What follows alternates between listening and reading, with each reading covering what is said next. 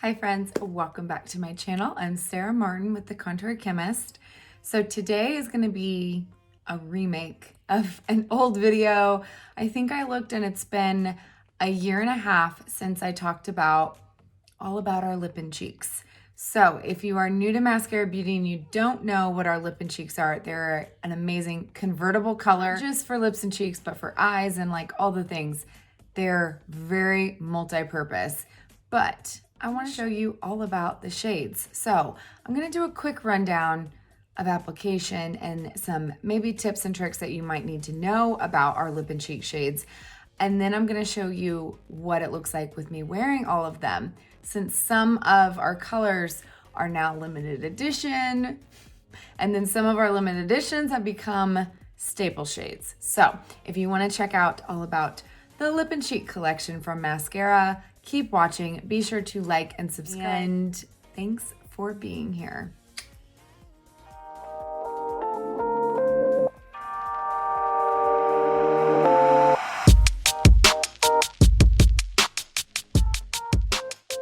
All right, guys. So if you saw my old video, I went into more detail. I'm going to try to keep this short and sweet.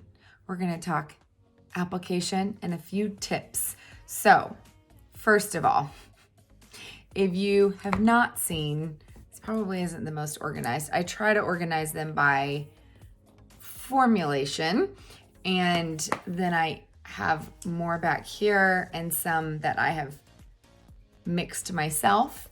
I'm going to show you kind of a little bit about them. So lip and cheek shades, number one from Maskcara. They are blush colors.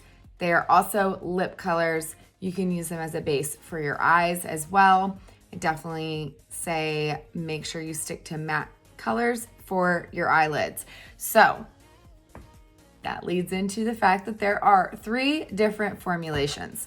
So let me show you real quick. Okay, so can you kind of see how some of these are glowy? Some of them are not. Okay, the ones that are super glowy are our glosses, okay? Our glosses are the most glowy.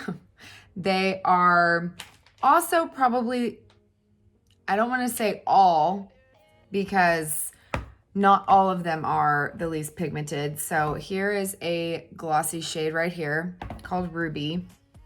What that is extremely pigmented. But for the most part, the glosses are usually a little bit more sheer, and I find them to maybe have the least amount of longevity. And I usually recommend, if you are having issues with something like this, having some staying power on your cheeks, to layer it over a matte shade. Okay, so our mattes are the opposite end of the spectrum. Okay, like this is Frenchie. Frenchie is straight up matte, no shine, okay? These are a little bit more drier formula. So for me, like on my lips, I love to put these down first for the pigmentation, and then I will layer glosses over them for that moisture factor. Let's see. Then, so this is the opposite ends, glossy, matte. We have one called a satin, and it's right in between. This one's my favorite satin. This is Summer Love. So you can kind of see how that's a little bit sheer, a little bit pigmented. It is right in the middle, in my opinion. It's not as glossy, not as high shine, but it still will give your cheeks that glow. I'll be honest, I usually will layer every single day a matte shade on my cheeks. So today I have on Sandstone.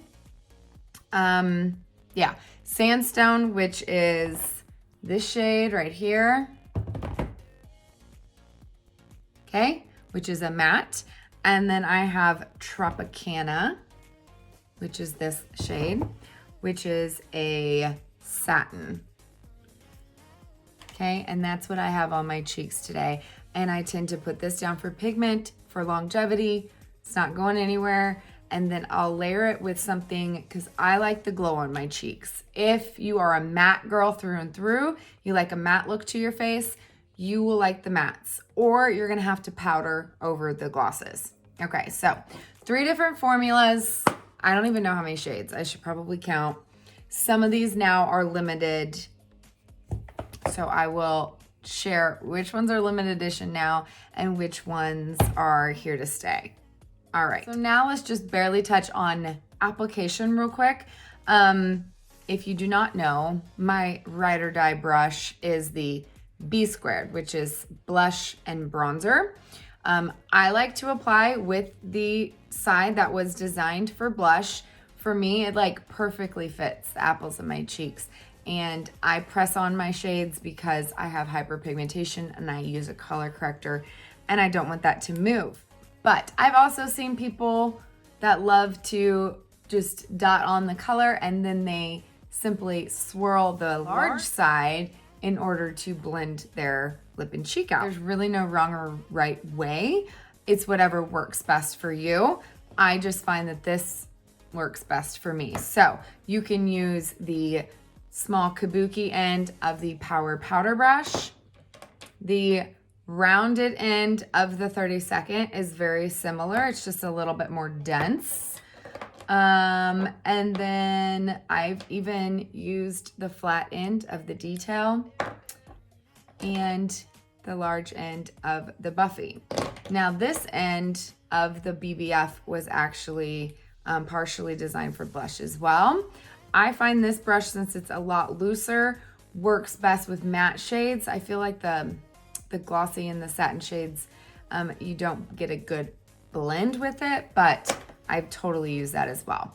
And then of course, don't forget about the Perfector. I actually love using the butt end of the Perfector, pouncing it into the lip and cheeks, and then pressing it on, and it will blend at the same time. So when it comes to actually placing on the face, I already have the lip and cheeks on right now, but I will show you kind of my general rule of thumb, because I feel like blush placement has changed through the ages, and we don't exactly wear blush in the same place as we used to. Let's be real, before contour was a thing, people used blush to contour, and then they started using bronzer to contour, and now we have it all separated and it's all placed in different areas. So our contour goes right up underneath the cheekbone, but then our blush doesn't just go to the apples of the cheeks anymore. We actually want that color to fade as it goes into our contour to make this shadow look more natural. Because if you have a contour stripe and that doesn't kind of ombre as it goes up, then it looks like a stripe on your face, correct? Right. So we want to avoid that. We also don't want your blush really up close to the eye. That can age you. That's something that was a trend many years ago. And now we want that natural flush of color, like we are actually blushing, okay? But we also don't want to get too close to the nose. So my rule of thumb is, you know, we brighten this triangle of light here. If you stay 1 to 2 finger widths away from your nose, okay, let's see, 1 to 2 finger widths, and then you also, a general rule is to don't start your blush beneath your nostril, okay? When it's down here, it will drag your face down just like contour will, and it will age you. So as we age, our cheeks lose volume, all right? We smile and they're nice and high, but then as we don't, this part can get dragged down, and the lower your blush, the more it drags your face down, okay? So I heard that it will age you when you put it lower, and it totally makes sense, and I've seen it, and it's true. So if you just think 1 to 2 finger widths away is where we're gonna start the color, make sure you're not just smiling when you apply, because your cheeks will go down farther afterwards. So if you're not smiling, we want to start right above the nostril. Okay, so when I'm just going to apply more Tropicana on this side.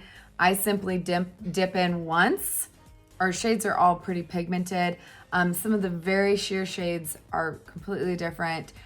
You won't be able to see them much unless you are layering over other shades, like some of our limited edition, like this is Hopelessly Devoted, and it's pretty sheer. But for the most part, one dip and you're good to go. Okay, so I'm gonna smile or not. I'm gonna go 1 to 2 finger widths away from my nose, right above my nostril, and I'm just gonna start pressing. Okay, so if you wanna swirl, that's fine. I like to be able to really control where I put my color.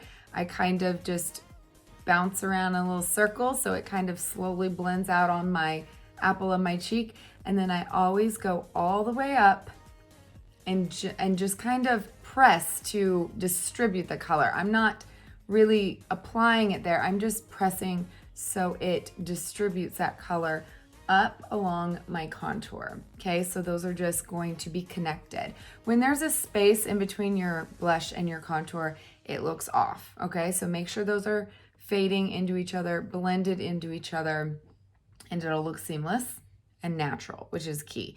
But how much you apply is completely up to you. I'm a girl that, like, to me, this is perfect. Anything brighter and I'm like, whoa, and then I will pull out my perfector. So don't be scared of blush. You can always tone it down by using your damp perfector or blur those edges or picking up whatever brush you use to highlight and just kind of pull it back, okay? Because we don't want it taking away from our triangle of light, that bright center of our face, bringing attention to our eyes. We just want it to look like a natural flush of color. It's what adds the color, that pop to our face, and brings out the color of your eyes, okay? So don't skip the blush. I know I get color matches all the time when people are like, no to blush. And normally it's people that have really red cheeks, but with our shades and with color correction, we're gonna take away that redness. You're no longer gonna have that natural flush to your face anymore. Since our shades are so yellow based, it will take that away. And then suddenly your face is gonna feel more lifeless. So we're gonna add that color back in with a blush. And it can be as subtle as you want. Some of these shades are very, very subtle and they look so nude, but they're beautiful on the face. Okay, so I mentioned before how I like to layer my mattes and then my satins or my glosses for the glow. I get asked all the time for lip and cheek longevity tips.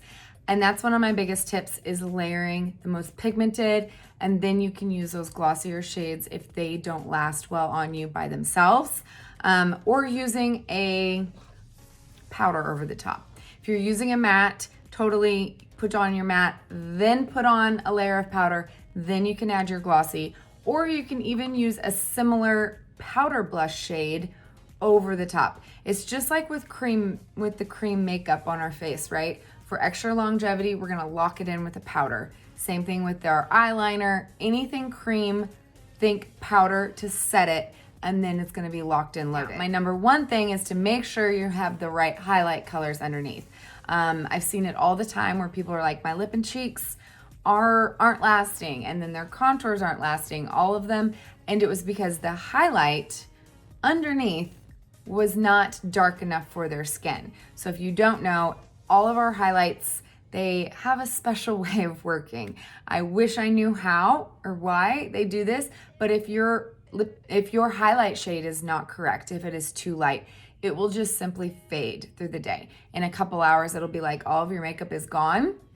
So if all of your makeup is gone, that is a huge red flag that you have the wrong highlight shade. So get with your artist, make sure you've been color matched correctly, because that's key to getting a good lip and cheek to stay. For me, I have no issues there. I use a color corrector in this area where I'm darker, and then my main shade. And so my lip and cheeks last all day without a powder and without a setting spray, no problem. Okay, so same thing goes with lips. I actually just shared all of those tips and tricks over on IGTV, one for the cheeks and a separate video for my lips that you can check out so you can hear all of the tips. So lips are the same way.